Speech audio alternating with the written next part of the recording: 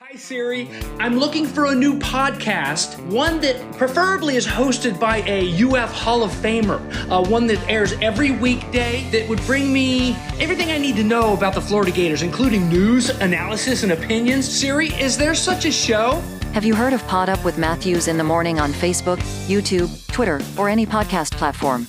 Oh my gosh, why didn't I think of that? UF Hall of Famer Shane Matthews has a show every weekday. I'm gonna go check it out tomorrow. Thanks, Siri. Hey y'all, it's Shane and Grizzly.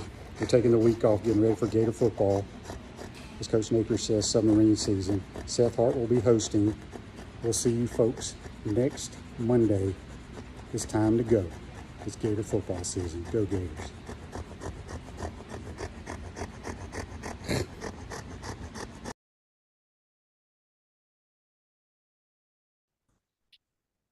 Happy Wednesday to you. Seth Harp on Sports. JC, my man, with us here as we hit the midweek point. PodUp with Matthews in the morning. Of course, Seth Harp in for Shane Matthews all week long. JC, my right-hand man. I guess since I'm the backup quarterback this week, does that make JC the regular center? The star wideout, the tight end that bails me out. We'll find out here over the course of the next hour. Of course, PodUp with Matthews in the morning, coming to you live from the Crime Prevention Security System Studios. Large enough to serve you, small enough to care. You have any Facebook questions? Fire away. Courtesy of Meldon Law, the only official injury and accident law firm partner of the Florida Gators. JC, I know we got some baseball trade deadline. I know a couple teams have called about Shohei Ohtani. There's some things that I know you want to check the boxes on. Well, before we start, we have one college football thing to kick us off. How about that? Sure. Yeah, absolutely. Commissioner of the ACC. Right.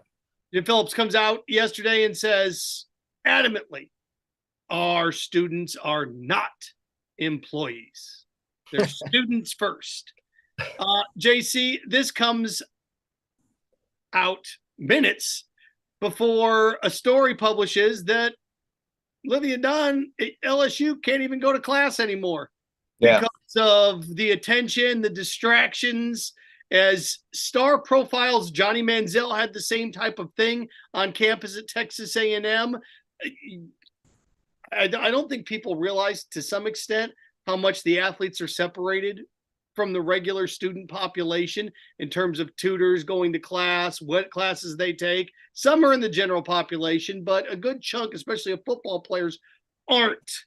When you hear the commissioner of the ACC say, our students aren't employees, they're regular students, and then people like Olivia Dunn can't even go to class anymore because of the popularity, and NIL is just going to make them more popular. What's your reaction? Well, look, I mean, Olivia Dunn put herself out there, so she has to live with what happens. And this is the world we're living in of social media and so forth. I think that, the big uproar right now is how are they going to get control in some form or fashion to either register, regulate, or create some sort of framework so that this doesn't continue to spiral into more chaos. Okay. Now, having said all that, college football for its own business is number 2 behind the NFL in terms of viewership. It's very, very healthy.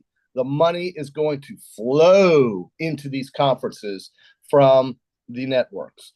But in terms of guys like Lane Kiffin complaining and bitching and moaning about how everything has gone out of control, you know what? These guys get paid a lot of money to figure it out. If all of the presidents at all of these universities got on a Zoom or a conference call and called each other up and said, okay, guys, let's just forget about the NCAA for 5 minutes. What are we going to do about this? And how are we going to control this out of control spending as it relates to NIL? Are we going to create some sort of regulation? Are we going to make a rule that the transfer portal is only available in year 3 of your eligibility or year 4 maybe? Are we going to create rules? Or are we going to bitch, complain, and moan about it and let guys on podcasts laugh at the coaches who are making $8 million a year who are complaining about their jobs? You know, these guys make so much damn money and they complain about their jobs. Go pick up garbage. And there's nothing disrespecting garbage man. I love my garbage man. Without him, we've got bugs and crap everywhere. But what I'm saying is you don't have to do this, Laney. You don't have to do it. Just get control of it with your colleagues and get your bosses to get on board and figure out a framework that we can use so that I don't have to keep hearing these guys bitch and complain while they take 2 weeks off in Destin and sit around and drink and get drunk and talk about how bad the world is. Okay? I'm out of that world. I don't want to hear it. It's tough feeling sorry for somebody that makes over $100,000 a week, isn't it? I mean, $100,000 a week net. It's tough to feel bad for somebody like that. Here's the thing, JC, and it reminds me of a line from A League of Their Own with Tom Hanks when he's talking with Gina Davis, and he says it's supposed to be hard. If it wasn't hard, everybody would do it. The hard is great, and it is. And I'm so glad that. Let's go to the Meldon Law Facebook Live question. I'm so glad John Brock wrote this because this is where I was going to go next with this. Tommy Tuberville and Joe Manchin, apparently, right? This is putting the framework together of a bill that wouldn't allow players to transfer unless they complete 3 academic years at a school. I hate this. I despise this. This is one of these things, everybody get government out of my life, get government out of business, get government away, until the people in charge, like the NFL with concussions, Major League Baseball with steroids, say, we've lost control. Come in here, DC, help us. Now you have interstate commerce and you have things along multiple lines here. Gambling's another thing, JC. You can gamble on a game in one state, but you can't gamble on a game in another, even though the same 2 teams are playing. So there's no uniformity with this. This is what I hate about this. Okay? You have to complete at least 3 academic years. What if you have a Penn State type scandal? What if Jim Harbaugh, who's going to be maybe suspended here for 4 games? Let me take a step back. Pat Fitzgerald at Northwestern. If I'm a Northwestern player and I just got the haze the hell out of, I can't leave until I'm a junior. Yeah. No, this is all about God. They can't figure out this framework, and they can't figure out this framework because everybody comes from the perspective of we're the coaches, we're the administrators, you athletes belong to us. Yeah. Despise this idea. Well, now Seth, in the NFL, the league has said that college kids have to finish their 3rd year before they can be drafted, right? So they have created a rule that colleges have no power over. And conversely, in the NBA, you can leave after high school, you can leave after 1 year at your school, one and done, because the NBA allows that. So it just has to come down to what do these guys want? What kind of business do they want to run? And what are they going to tell these players that this is the law of the land and you either take it or you don't? And so I don't want to hear complaining. I want to hear guys get their brains together, and whether it's popular or not. And I agree with you somewhat on that transfer portal requirement that these guys, these politicians are trying to get involved in. And trust me, it wouldn't have happened if Tommy Tuberville wasn't a former football coach, because Joe Manchin's got a hell of a lot more things to worry about, namely being reelected in West Virginia as a Democrat, than worrying about what college kids are going to do with their NIL eligibility and so forth. But if the presidents can't get together and these guys can't get together, then they're just a bunch of boobs. Now, Seth, having said that, I want to ask you. Sure. So I look at some of these, the magazines are about to come out. Yep. The practices are going to start here soon. And, the NFL's already underway practicing. We've got a game coming up actually here soon, an exhibition game. But what would you say are the top? Let me ask you this. Let me go this. What fan base would you say going into this year has the most unrealistic expectation for the season? And you can throw anybody out there. I come up with a question because there's a list that this guy puts out. And this guy who tweets this list has, 100,000 followers, if you consider that important. But it creates a conversation. And his first team with the most unrealistic expectation for this year is the University of Miami, followed by Auburn University. And then I bring up the Florida Gators at number 3. He's got the Florida Gators right there at number 3 with the most unrealistic expectation. And I don't know if that makes sense or not. I don't think it's important. But where's Colorado? Well, Colorado's 6th. Oregon is 8. TCU is 9. I don't know. These are just things to talk about. And then the other thing I was going to ask you, Seth, is do you know of the college football programs that Georgia has played in its illustrious history since Georgia is now the king of the hill? Who do they have losing records against in the SEC? Can you name the two? All right, Georgia has losing records against these teams in the SEC. Who are the two teams that they have a losing overall record against? I would say Alabama. That's one. Good guess. In fact, it's pretty big there. That's 25 and 42. And the second one's going to be one that you can't predict. Yeah, and they don't play in the same division, so that'll give you a hint. I my first gut was going to say Auburn, but it's not going to be Auburn. It's going to be somebody. It's going to be like Arkansas. Well, it's LSU, who is 18 and 14 against the Georgia Bulldogs, and I can't remember the last time they played outside of the championship game during a regular season. I couldn't tell you when that played that. The LSU Tigers after the regular season, but they've never beaten Southern Cal. Georgia's never beaten Navy. They have never beaten Pittsburgh, and they are 1-2 against Maryland, Nebraska, Wake Forest, Houston, and Texas. They're 1-4. I just think it's funny It's funny because any of the teams that you just mentioned would have been a better team than anybody they're playing in their non-con. So it would have been. It's kind of the thing that you brought up, the fan base that's got the most unrealistic expectations. Yeah. I Florida fans. I don't think I've ever seen a team. Even the biggest staunchest homer is peaked at 8 wins. JC. So I don't know how you can be a homer thinking you're going to go 8-4, especially when Vegas has you right around 6. So that's within the threshold. I did see that Michigan was picked to win their division, the East in the Big Ten. When's the last time Ohio State wasn't picked to win that division? It's a long time. So I think Ohio State's expectations are realistic. Florida State won 10 games last year. I would say this, just because of what we've seen or what we saw last year. Now, I am very high on this team. I think they're going to go to the college football playoff. They've got the best quarterback in the country. But if you're going to put any team in there, I think you'd put Southern Cal, just because, JC, even when Pete Carroll was there and they had Ray Maualuga and all those studs, they'd still find a way to step on it every year, whether it was in Corvallis or whether it was in Pullman, wherever it was. They found a way to step on it all the time. So I would say, I would probably say SC, but I think SC is going to win double-digit games. So, unrealistic expectations. Like maybe Notre Dame. Yeah, well, this guy named Big Game Boomer is what he calls himself. He's got Texas at 4. I don't know about that. I think Texas is going to be strong.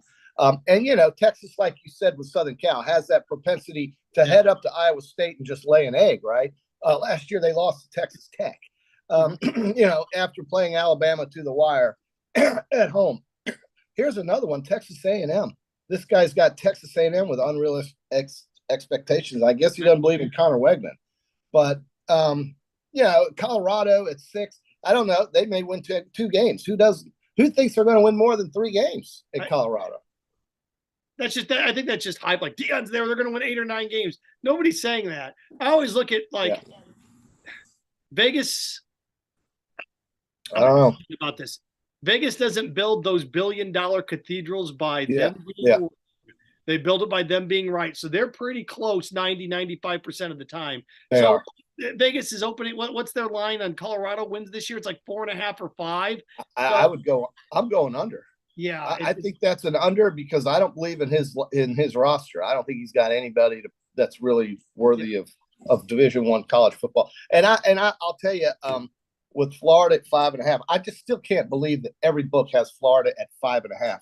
And if they do, folks, I'm telling you, man, I just look at that schedule. You can start with three pretty much surefire wins. They are only looking for 3 more wins. So what does Florida have to do to get to 6 if that number is going to come into play? And to me, it's Missouri, it's Kentucky, it's Tennessee, and South Carolina. You have to win at least 2 of those. If you win 2 of those, you've got 5. And then let's say you win one of the rivalry games, either LSU, FSU, Georgia, or somebody else. There's your 6.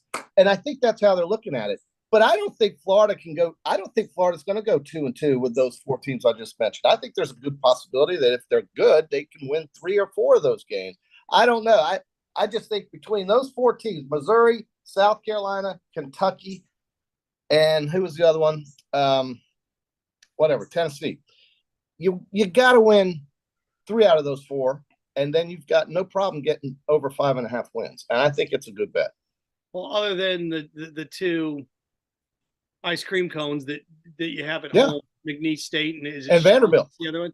I think other than the non-conference games at home, you have to find a way to win at least 3 home games. Pick which ones you want, other than the 2 cream puffs. You got to find a way to win 3 home games, and that's how you get to 6 wins. Well, Vanderbilt gets you there. That should be a win. Is there any way they lose 2 years in a row to Vanderbilt? I can't imagine that. Maybe, but I don't think so. And then Kentucky, they've beaten Florida 3 years in a row now. Are they going to? 4 straight? Could they actually run a graduation class? Could they run a graduation class against the mighty Gators? LSU just did. So I don't know. In order to get to that, in order to have a winning record, you're going to have to win 4 or 5 home games, and it's just because you're going to pick up a couple on the road. And I know the home schedule is good for the Gators this year. The road one, if you count Georgia's, it's pretty brutal. And Arkansas coming here is tough as well, and at Utah, so it's juxtaposition to what we're seeing at Georgia. Let's continue on here at PodUp with Matthews in the morning. Brought to you in part by Ruse Ogra State Farm Insurance, a team of dedicated insurance professionals ready to help life go in the right direction and the right insurance options for you and your family. Visit ograinsurance.com. Give them a call. 352-240-1779. That's 352-240-1779. Also, Facebook Live questions. Fire away, courtesy of Meldon Law, the only official injury and accident law firm partner of the Florida Gators. Guys bringing up things. John again. Dan says Michigan doesn't play anybody.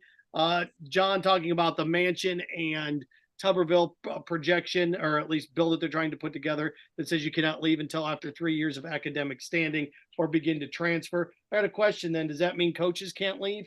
Their contracts. And that's just it.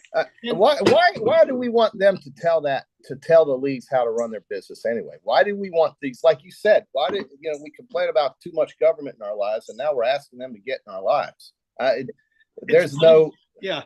JC, every single, from a guy that's worked in Nebraska and Michigan, South Carolina, now here, all these schools, presidents and ADs, they live in an echo chamber. It's like the emperor's clothes, the king's clothes. And, they think to themselves like, oh my, we're special. We're unique. We're amazing. We're so awesome. And then you walk into a room. It's like Matt Damon. Matt Damon's a good looking dude, sharp dude. And he walks into the set of Ocean's 11 and there's Brad Pitt and George Clooney. And guess what? No longer are you Jason Bourne. You've got 2 other big stars. And that's what, it's not just Florida. It's all these schools. No matter, pick a school. Ohio State, Oregon, you walk into it, it's like, wait a second. Arkansas has more money than we do because they've got oil money. So does Oklahoma State. Oh, my gosh, how did we get ourselves in this mess? And I think schools overvalued how much money they had at their disposal, and also how quickly and savvy the student athletes, or that their term, not mine, were going to be about grabbing money. Speaking of student athletes, there's how do you like this? A push to give Reggie Bush his Heisman back. Yeah. And they reinstate wins all the time, don't they, for coaches? They do. Okay, we're going to reinstate this win. We're going to reinstate these things. They took the banners down for the Fab Five. They've removed net. They took USC's national championship away from that year, too. They took the glass ball trophy. If you're going to give Reggie his Heisman back, you have to give SC their championship back, right? He was part of that. Yeah. So if you're going to say, I just, it's one of these things I see, like Reggie Bush is going to he should get his Heisman back. Okay. I'm kind of torn on this because it's like, well, he cheated. Yeah. He got caught is what he did. They're giving Jim Harbaugh 4 games for selling or for buying kids hamburgers or cheeseburgers. Yeah, but he lied to the NCAA. Then he lied about it. But what I don't understand, that's why I'm thinking Jim it has to be that he wanted a month-long vacation during the season because why would you lie about buying kids hamburgers? Because it would, if you admitted that you did that, it makes you look better than what the rules say you can't do. If that's what the rules say, I would say he'd get more sympathy and more empathy from people if he admitted to buying them hamburgers with a milkshake and fries. So instead, he runs and he goes in the corner and says, no, I didn't do it. I would be the first guy to admit, yeah, hell yeah, I bought them. And I drove them over there. You're going to kick my ass out for 4 games? Fine. I'll go look for another job somewhere. I don't know. All I'm saying is that the whole absurdity of this case in the year 2023, with everything we're talking about, some gymnast walking around LSU that's worth $1 million, and we're talking about this guy feeding kids who are starving hamburgers, and if they're not starving, just having some fun. God forbid we do that. I just think the whole situation is asinine. And yes, he lied about it. That was his mistake. I would have admitted it firsthand. I would say, hell yeah, I did it. I bought the cheeseburgers and the shakes, and we all rode in my Tahoe. And that's what I would do. Well, I tell you what, JC, eventually this is what's going to happen. Just like people started to push the boundaries with NIL and started to pay athletes, and there's no guardrails on this. Eventually, in the next 3 or 4 years here, a university is going to come along and say, like we talk about like a living wage, you're going to go, every single football player here is going to get $40,000 cash. They're employees. That makes them employees. They're employees. We're going to lock them into a contract. And there's where I am okay. If you want to control athletes and keep them on a place, all right, let's say, JC, you commit to the University of Florida. That is a 3-year, $175,000 contract. Okay. There's an opt-out after a second year. But you're here for 3 years, $175,000 signed, done. Now you've both agreed to something. You've committed contract-wise. It's tough to commit. It's tough to hold somebody accountable when it's like, JC, how about you clean my house and I'll come wash your car? Because that's what essentially football is. You play football here, you get a scholarship. Once you sign a contract, when cash is exchanged and you're an employee and you have a W-2, things change. And right. Committing somewhere in college, there's no law to keep you in place there. You sign a contract. It's a little bit different. Once taxes get paid, things are different. Well, and then you get into the situation where there could be unionization of some of this in some of the Rust Belt states and so forth. And I just don't know if they want to go down that road. They lose control that way in their minds, but maybe they don't. Maybe they gain more control. And I don't think anybody's willing to step up and admit exactly what happened. By the way, your ball went right over here, bro. It's right over here. You hit it right back here by the cart path. Sorry about that, guys. My man over here is looking for his ball. I think I saw it hit right. It's just come around my hedge. If you want that ball, otherwise I'm going to keep it. I'm going to keep that ball if you don't get it. Now you can have it. I'm sorry, Seth. I'm killing you should go out and lay in the. You should go out and lay in the yard. I'm doing a podcast. All right. PodUp with Matthews in the morning is brought to you in part by Gator Nation, Gator Nation's #1 choice. You can have it in Port Charlotte and surrounding areas. Visit them at peachlanddental.com and join JC every Friday along with Shane Matthews for their weekend. Oh man, we're gonna have our power polls and our predictions and our NFL, numbers and division winners coming up here in August, and it's just so exciting. People are waiting with bated breath on what that's going to look like. But I think didn't we give the Florida win total on the last show, Seth, on Monday, or did we not? People keep asking. I say if they get to 6 wins, it's you say 6. I'm going 7-5. Shane's got them at 8-4 minimum. You're saying 6-6, and I know guys who are on both sides of that. One guy I talked to yesterday said they're really going to be bad. Another guy I talked to a couple days earlier said don't be as surprised as you're going to be, because they're going to be very surprisingly good. So this is just what we deal with right before every season when there's so many new players on the roster, and you just have to wait to see how it turns out. I think they are going to have the same record that they did last year without a top 5 pick at quarterback and a tougher schedule. So that, the schedule got tougher. The quarterback, I don't know. I don't know about the quarterback. They're going to be better defensively, and it's. I know we got a long way to go and look at it. I know everything gets started this weekend, so there's where we sit on that. Let's see here. A couple other things. I know we're going to get into baseball here in the second half, if that's Shohei Ohtani and everything else that's going on. Orioles. I do think this really quick. This is the first time that I honestly I think it's happened, I want to say 12 times, 12 or 13 times since Archie Griffin won the Heisman that somebody's had a chance to repeat. Lamar Jackson had a chance to repeat, didn't do it. Tim Tebow had 2 chances to repeat. Didn't. His numbers are going to be great. Jason White had a chance to repeat, didn't do it. Matt Leinart had a chance. Maybe it's 12 in the last 23 years. Maybe that's what it is. I think this year it's the best chance for somebody to actually do it since Archie Griffin did it. What say you? I don't disagree at all. I mean, you're big on the Trojans. For that to happen, he's going to have a big year. For that to happen, he's going to have big numbers. And for that to happen, Lincoln Riley's going to have to be at the top of his game. Why wouldn't any of that happen? Other than injury, the Pac-12 is just not a very difficult conference. Although you do have these weird games in Pullman, Washington, or in Tempe, Arizona, late on a Saturday night. But I think that goes for every conference. But I clearly think Southern Cal is the class of that league. I think Lincoln Riley, this is his second year now.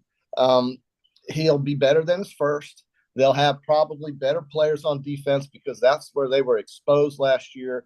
And, the simple fact that Tulane scored all those points at the end of that game in the bowl game just shows you that they weren't very deep on defense, but the whole season showed you that. Yeah. So they'll get better defensively, I would think. I can't imagine that. And I know they're going to be good on offense. So I can't see why that wouldn't be the case. And if that is the case and he has 4,000, this, that, why wouldn't he be in New York? Now, that doesn't mean that somebody can't come up from some other conference and just light the world on fire.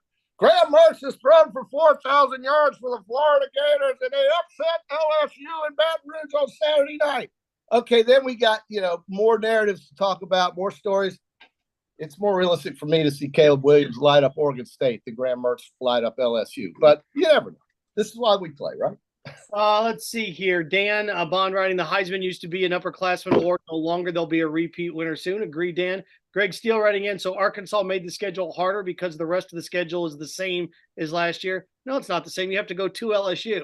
You have to go to South Carolina. You have to go to Utah. Kentucky. You have to go Kentucky. And Kentucky. Now you get Tennessee at home. But now you get Arkansas at home, but Texas A&M had quit last year. They were checked out. Arkansas here is going to be a little bit different beast. So yes, well, it's not just that the schedule is tougher because Arkansas replaced A&M. It's because you're going to go to Utah, to LSU, and you mentioned to Kentucky, to South Carolina. Yeah. And quarterback play is essential, and all of those teams, well, exception of maybe of Utah, where we're still trying to figure things out. Don't know who their quarterback's going to be yet. All right, we're going to look at a little Major League Baseball trading deadline, and something is brewing in the NFL that has people saying, that's next as we continue on. JC, Seth Harp in for Shane Matthews here on PodUp with Matthews in the Morning. We want to take this moment to thank our sponsors who keep the show going and pay the bills. Our premium sponsors are Crime Prevention Security Systems, large enough to serve you, small enough to care. Titan MRI, Gainesville's only locally owned and operated MRI facility. Meldon Law, the only official injury and accident law attorneys of the Florida Gators. Peaceland Dental, Gator Nation's first choice for dentistry in Port Charlotte. Campus USA Credit Union. QC Kinetics, live pain-free with QC Kinetics. Dave & Buster's, eat, drink, play, and watch. Our gridiron sponsors are Auto ER, UF Bookstores, Celebration Point Town Center, Silverback Concrete Co., Ruse Ogre State Farm Insurance, Doreen Wibby, Realtor Caldwell Banker, MM Parish. Our touchdown sponsors are Adams Ribs, Gator Dominoes, Celebrate Primary Care, Gator Bait Media, Okido America, Style Cuts, Ironwood Golf Course, Big Mills Cheesesteak, McDonald's of Gainesville, 84 Lumber, Aver and Smith, Dowling Signs, Baker's Sporting Goods, Silver Q Billiards and Sports Bar. If you're interested in promoting your business on the show, call Freddie at 352-284-3733. If you like what we're doing here, make sure to follow us and support the businesses that support us. Hi there, this is head ball coach Steve Spurrier, and I'm here with my wife Jerry and our good friend Sherry Houston, the executive director of the Ronald McDonald House Charities of North Central Florida. We're thrilled to announce that the 2-year anniversary of our restaurant, Spurrier's Gridiron Grill, is coming up on August 14th. Last year, we had so much fun celebrating with everybody that we're doing it bigger and better this year. We're hosting a special dinner and celebration that will include a chef's choice of premium buffet or your favorite Spurrier Gridiron Grill menu, including a filet mignon carving station, shrimp and grits, short rib risotto, wonderful seafood options, and many dessert options also. Like my famous chocolate chip cookies. Proceeds being donated to the local Ronald McDonald House. Thrilled to once again partner with Coach Jerry and the Spurrier Gridiron team to raise funds for the Ronald McDonald House, benefiting families and children experiencing medical emergencies. Spurrier's Gridiron Grill will be donating 11% of all of our money from food and 66% of drink sales to the Ronald McDonald House. Go to Spurriers.com right now and reserve a ticket before they sell out. We'll have wonderful food, special guests, and a limited edition of the second year anniversary collector's coins, as well as prizes like a dinner with me and Jerry. We couldn't have become one of the busiest and most successful restaurants in the Southeast without your support. So we want to celebrate with the most important people of our team, and that's you. I want to celebrate with some of those cookies. Do you have any of those? Sure do. Right here for you. Oh, thank you.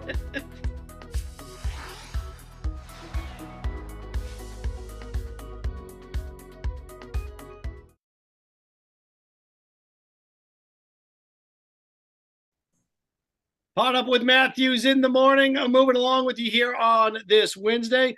Quick reminder, follow PodUp with Matthews in the morning on Facebook, YouTube, and Twitter. You can listen to the program on 37 digital platforms, podcasts, Spotify, Google, iHeartRadio, and many more. So check it out. Also, quick reminder, coming up here, we're a month away from the first Gator Talk with Billy Napier. You can check that out at Celebration Point. Advisors, Spurrier's Gridiron Grill. Celebration Point is where Gators come to celebrate. Premium brands, I said, like Visors, Bass Pro Shops, Dave & Buster's, Fat Tuesday, Starbucks, and of course, the HBC's restaurant, Spurrier's Gridiron Grill, the hottest restaurant in the state of Florida. Okay, JC, it's baseball's trading deadline's coming up. I think it has been, or at least where we are regular season wise, the best regular season, the most entertaining and enjoyable regular season that baseball's had since the home run derby, or I said home run derby, but Sosa v. McGuire. I do. I think it's the best in 25 years. It's the most intriguing, interesting, because pitch clock and new rules and speeding up the game. And you have this new wave of young talent. And what Ohtani is doing is Ruthian. So apparently two teams have picked up the phone and called, but they want Ohtani to sign a long-term deal, which he says he's going to wait for in free agency. Justin Herbert just got $262 million for 5 years. What is Shea Ohtani worth? 700, 800 million? What's he worth? I don't know. Yeah, it's funny. Trayvon Diggs got $97 million for 5 years, and he's a defensive player. And Saquon Barkley got $11 million for 1 year. And he's the guy that scores you touchdowns and so forth. But they all worry about the injuries, and the positions are they're just paid differently, and we all know this. I'm going to predict that Ohtani somehow finds his way to a team like the Orioles, because I think a team like that is all in.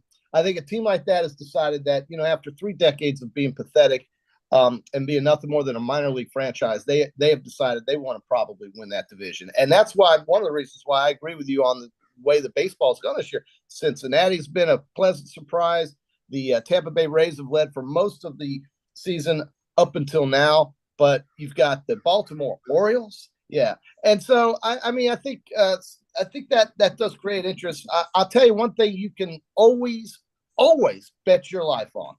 And I rarely say bet your life, but the one thing that is as sure as the sun coming up in Major League Baseball, whenever Justin Verlander pitches against the New York Yankees, and I don't care who he plays for, he can play for the Saskatchewan Roughnecks minor league franchise, for the Canadian League of Baseball, whoever it is, he will beat the Yankees. He will own the Yankees. The New York Mets are so bad this year and the Yankees have become that now, that you can bet anything if you like to win that Justin Verlander beats the Yankees. That's how frustrated I am. And here come the Astros, one game behind the Texas Rangers. My poor Rangers. That's been another nice surprise watching after being something like 50 and 100 last year. So I've enjoyed seeing Texas resurge. And remember, DeGrom was one of their guys that they signed in the offseason, and he was injured, of course. So they don't have his services for the entire season, and that was a couple months ago. And they've still managed to stay on top of that division with the Houston Astros. But I don't think there's any doubt the Astros are going to win that league, the American League. It's just, to me, it seems too easy. But the Orioles are a very nice surprise. I think there's somebody you keep your eye on. It's funny because baseball is the one sport, the way it's set up isn't fair. It's not how you build your team. Like the NFL, you got a cap. Now you can maneuver around it, but the worst team picks first. And baseball does the same thing. The NBA has a draft lottery, and let's face it, you have exceptions and trades and balancing out things. But no, I mean, how on earth are you ever going to get a marquee free agent to come to Charlotte, Orlando, Indianapolis, Cleveland? You're not going to get those guys to come there. Cleveland has got like Minnesota. You got lightning in a bottle with LeBron because he was born in Akron. So baseball is one sport where it's rigged against you. Now, what does that do, JC? Well, you're seeing the fruits of the labor for Texas, Cincinnati, the Baltimore Orioles. Of course, the Rays are there. What happens? Well, you can't compete, so you're always picking in the top five. For Pirates there for a while. So what happens? After about 7 or 8 years and 7 or 8 top 5 draft picks, you nail on 3 of them, they work their way up the system, and all of a sudden, here you go. You got yourself some studs. Now the question is, where do you go when it comes to arbitration and locking them in long term and building for the future? But this is what you see. You see 5 or 6 franchises this year that have built their systems up, and what happens? Boom, it clicks, and that's what's going on there. So all that being said, are you willing to give up 2 or 3 prize prospects for Ohtani without him signing a long-term deal? No. Okay. I wouldn't either. Some may say, I want to win now today, but is he going to do that? I don't know. I mean, they got to go out and play, but the future is why we see in the system that they have in place and the process that they use to scout players is why the Tampa Bay Rays stay competitive. It can't be business. It can't be free agency. It's because of how good their back office is finding players. I mean, let's face it, the best players in Tampa end up in LA, San Diego, or somewhere else. But before that happens, they play very well at a place that has about 10,000 people watching on a Tuesday night against the Cleveland Indians or Kansas City Royals. So, Guardians. I still don't want to call them that. But anyway, that's the thing is that, these franchises like Tampa are exceptional at finding talent and then putting them at work on the field to play. Wander Franco, Randy Arozarena, they've been great, but these guys were not 2 years ago. Nobody knew who they were.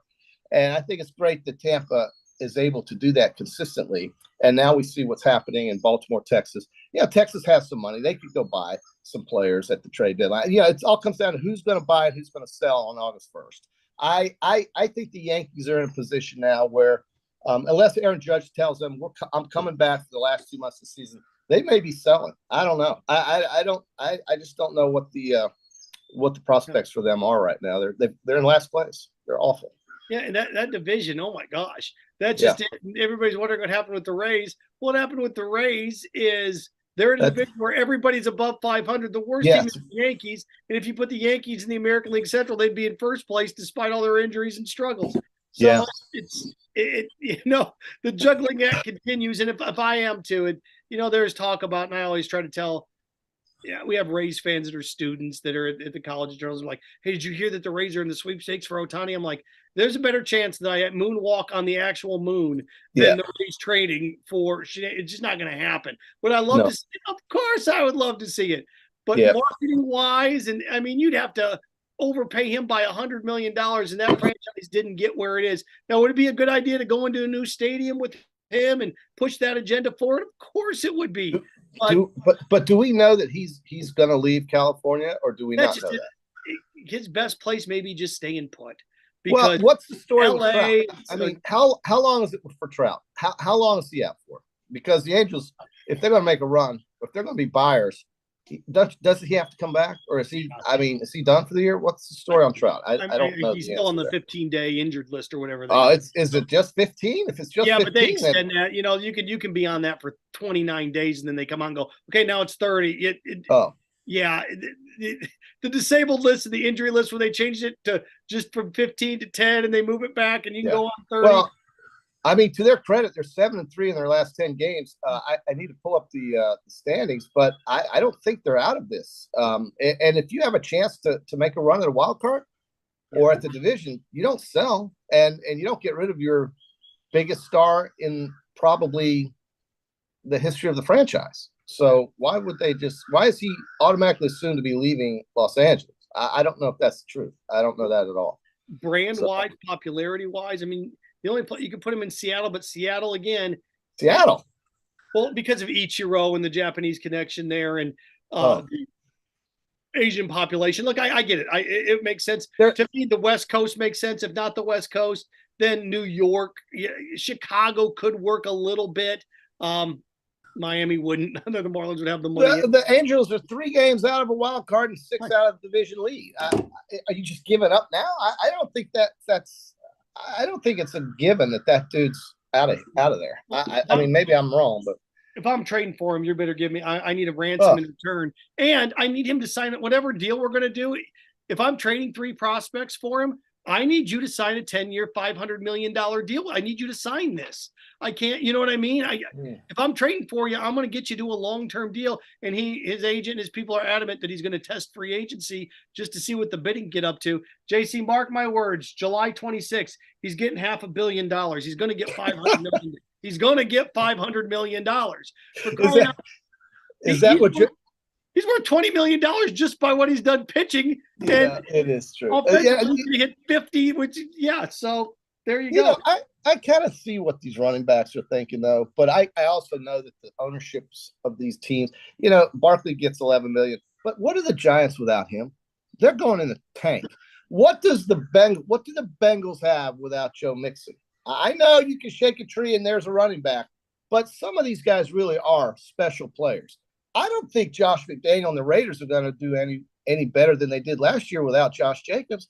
And it's amazing that in a way, I'm trying to look at it from their point of view. Like, how does Tennessee win without Derrick Henry? How do any of these guys? So they go, well, look at some of these other teams. Just put Raheem Mostert in or put some other guy in. The 49ers are by committee, and they're great. But it's not that. The 49ers have the best, have a great organization, great defense, great personnel everywhere. But for teams that don't have great personnel everywhere, and I mean, everybody's got good personnel. They wouldn't be in the NFL, but great personnel. I don't know what Burrow does without somebody like Joe Mixon, and so you're going to pay Daniel Jones $100-something million and give the running back 1/10 of that. It just seems kind of strange, but that somebody smarter than me can explain it. Here's the dealio here on this: franchises that give running backs 4 or 5-year deals in the $40-50 million range lose. Yeah. They lose, and they lose quite often. The Carolina Panthers did that with Christian McCaffrey. Didn't work out, did it? The Cowboys did that with or did that with Ezekiel Elliott. Not so much. You'd be like, well, Emmitt Smith, gang, that was 30 years ago. Those 30, and Emmitt had to hold out. Emmitt had to hold out to get his money. So I think the Rams gave Gurley $40 or $50 million, and he never played. Yeah, got hurt. They had to. Yeah, when did they get good? When they traded for Matt Stafford, they caught lightning in a bottle. What they did is they maxed out all their credit cards to win a Super Bowl, and they did. And now they're filing bankruptcy. PodUp with Matthews in the morning. If you have a question for us, fire away via Facebook Live. Meldon Law, the official injury and accident law firm partner of the Florida Gators. Also, PodUp with Matthews in the morning. Brought to you in part by QC Kinetics. If you got joint pain in your knees, shoulders, hip, or back that won't go away, check out QC Kinetics for long-lasting relief. No surgery, drugs, or downtime. Schedule your free consultation at QC Kinetics with locations in Ocala. Now open in Gainesville as well. 352-400-4550. That's 352-400-4550. No news whether or not there was talk that Scherzer or Verlander may be interested, or the Mets may be interested in moving him. The Mets are saying they're not. The Rays are going to be buyers at the deadline. Now, what are they going to buy? They traded for Nelson Cruz a couple years ago at the deadline, and I thought that was a pretty good pop because he added, 10 to 12 home runs, drove in a bunch of runs. But then they ran into the Red Sox in the postseason, and the Red Sox just were red hot for whatever reason. Yeah. Completely and totally shut them down and beat them, and then turned around and lost to the Astros when the Astros lost the World Series. I think the Braves that year, right? So there's where we are. But I'm excited. The trade deadline, JC, it used to be so much fun because you get so much movement. And, you had the big trades with like Nomar Garciaparra got traded, or Mark McGwire got traded from the A's to the Cardinals. You used to have these big, massive. Randy Johnson went to the Astros and went like 10-0 down the stretch. Sabathia went from Cleveland to Milwaukee and took the Brewers on his back and took them to the postseason for the first time in 20 plus years. We could have a trade deadline where a bunch of guys like that are available. So, August 1st is 5 days away. So there you have it. So it's exciting. NFL people, NFL teams reporting. So I ask you this. Two things. First, the Colts laying out their plan. We got two former Gator quarterbacks we're going to talk about here. The first of which, the Colts laying out their plan with Anthony Richardson. Ready for this?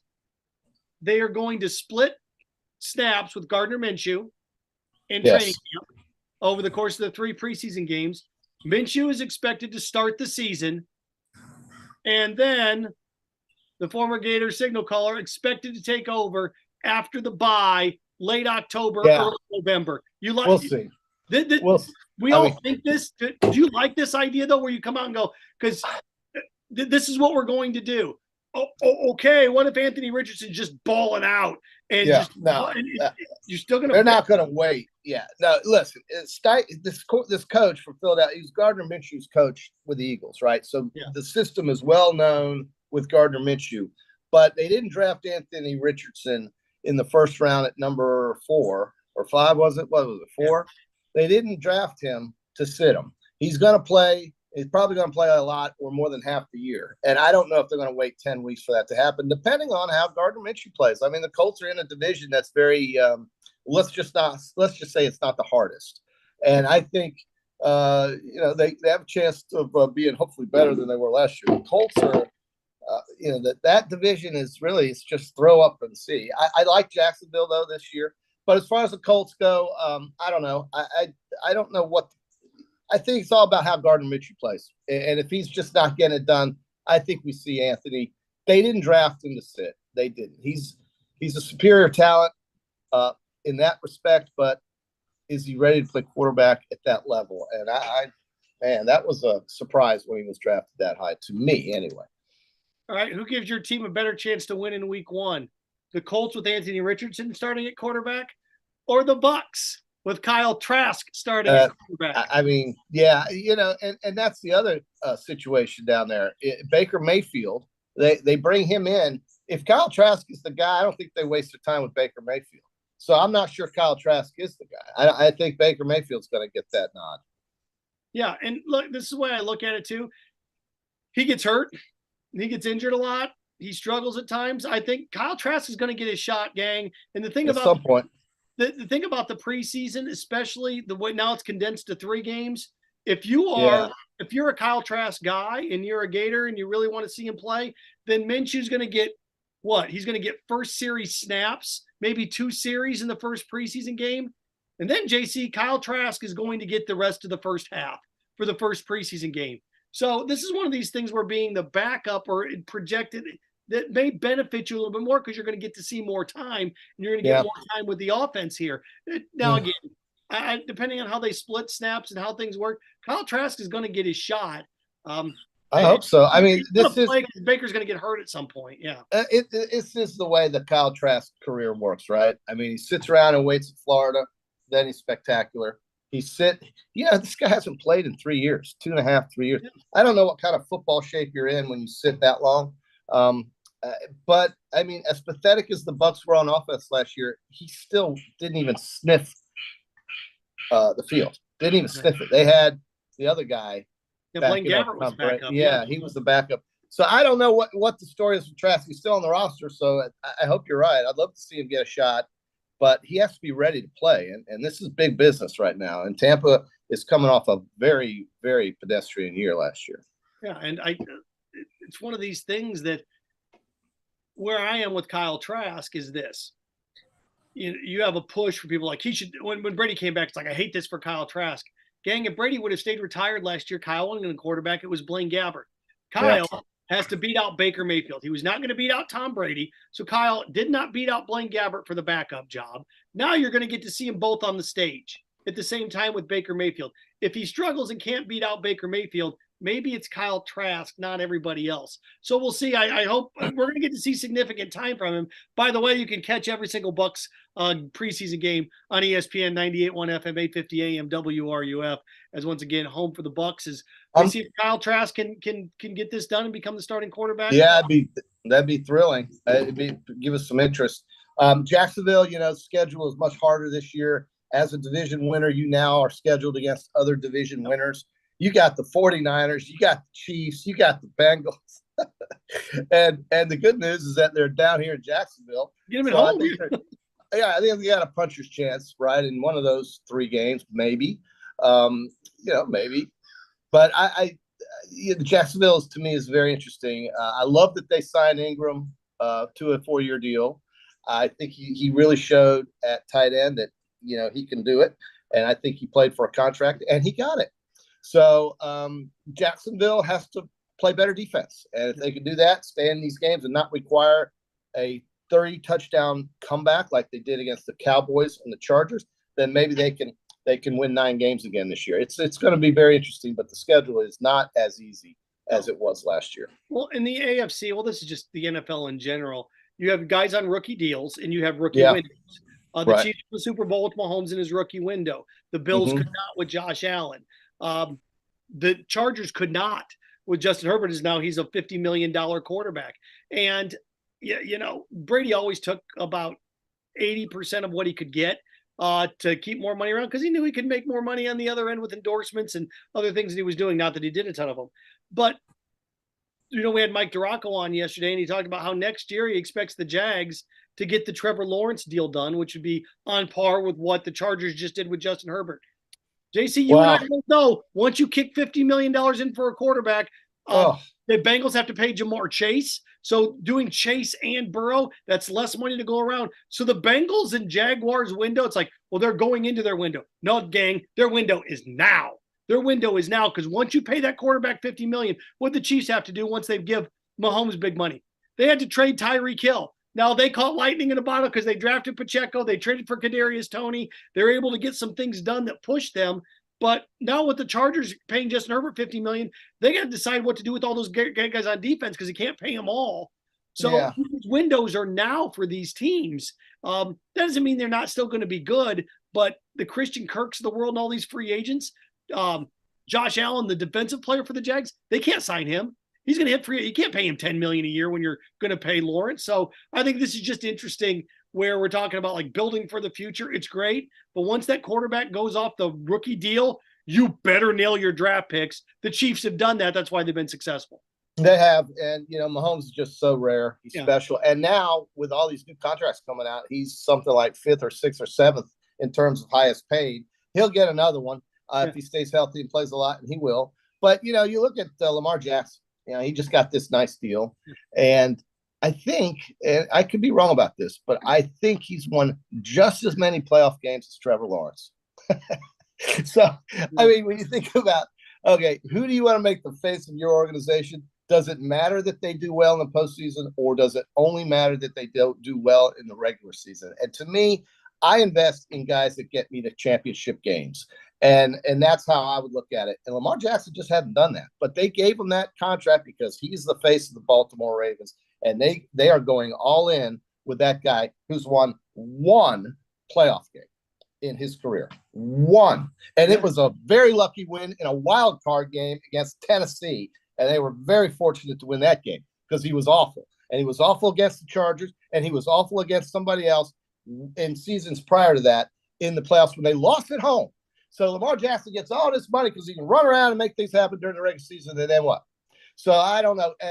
Listen, I feel good. Like if I'm Pittsburgh, I feel pretty good at what I'm paying Kenny Pickett right now because I'm thinking maybe Kenny Pickett could be something special, and then we'll talk.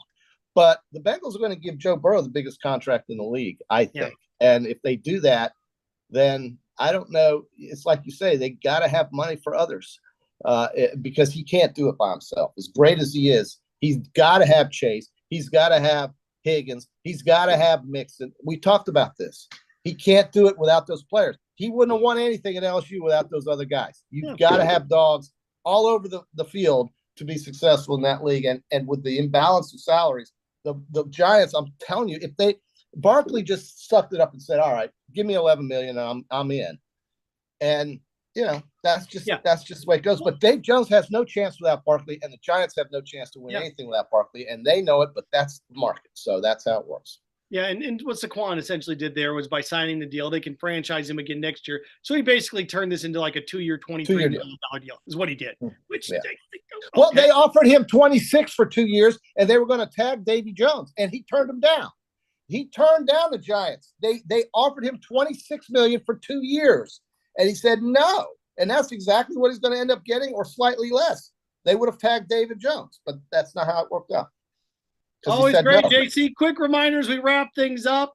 PodUp with Matthews in the morning, brought to you in part by Silverback Concrete, family-led team of heavy concrete specialists that build commercial structures with unrivaled quality. Silverback Concrete, you stand on it, we stand by it. Also, Campus USA, brought to you by the Campus USA Credit Union.